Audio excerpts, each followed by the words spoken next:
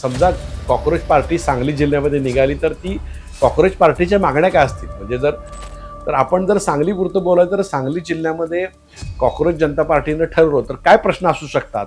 तर कॉक्रोच जनता पार्टी ही जनतेचं प्रतिनिधित्व करते, त्यामुळे प्रश्न विचारण्याची हिंमत ती जुटवून प्रश्न विचारते असा प्रश्न आहे. तर आपल्याला आज विचार करायचा आहे की सांगली महापालिका आणि सांगली जिल्हा असे दोन जर आपण पार्ट घेतले तर सांगली जिल्ह्याला काय प्रश्न विचारेल कॉक्रोच पार्टी आणि सांगली महापालिकेला काय कॉक्रोच पार्टी प्रश्न विचारेल.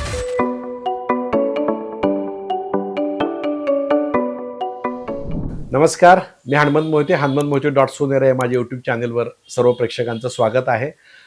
सध्या देशामध्ये भारतीय कॉक्रोच पार्टीनं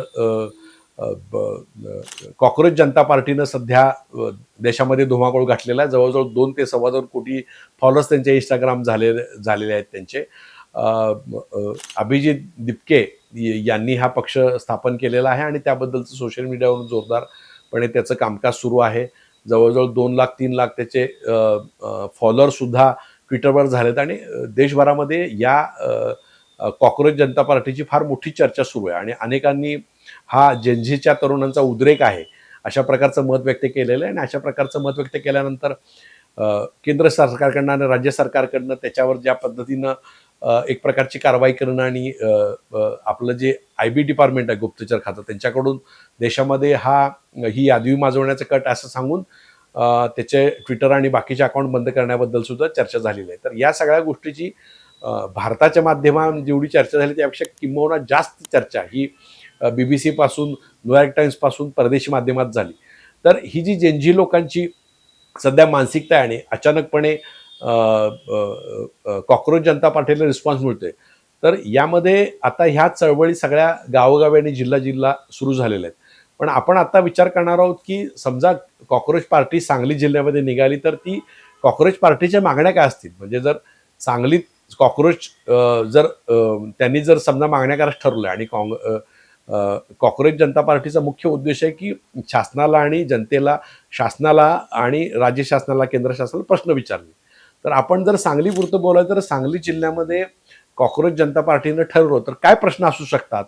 तर कॉक्रोच जनता पार्टी ही जनतेचं प्रतिनिधित्व करते, त्यामुळे प्रश्न विचारण्याची हिंमत ती जुटवून प्रश्न विचारते असा प्रश्न आहे. तर आपल्याला आज विचार करायचा आहे की सांगली महापालिका आणि सांगली जिल्हा असे दोन जर आपण पार्ट घेतले तर सांगली जिल्ह्याला काय प्रश्न विचारेल कॉक्रोच पार्टी आणि सांगली महापालिकेला काय कॉक्रोच पार्टी प्रश्न विचारेल.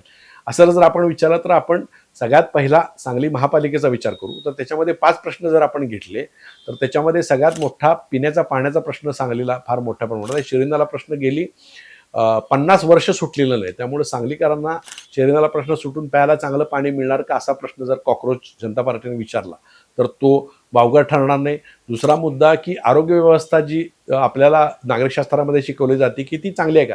तर महानगरपालिकेचं एकही मल्टीस्पेशालिटी हॉस्पिटल किंवा अशा प्रकारची चांगली आरोग्य यंत्रणा नाही, एखाद्या प्रकारचं एक्सरे असेल, ऑपरेशन थिएटर असेल, अशा प्रकारची आरोग्य व्यवस्था आपल्या महापालिकेत नाही आहे.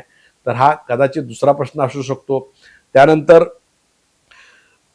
महापालिकेचं आपण बघतो की ड्रेनेज व्यवस्था अनेक ठिकाणी नाही आहे. म्हणजे आपल्याला विस्तारित भागामध्ये, शहरातल्या याच्यामध्ये ड्रेनेज योजना नाही आहे.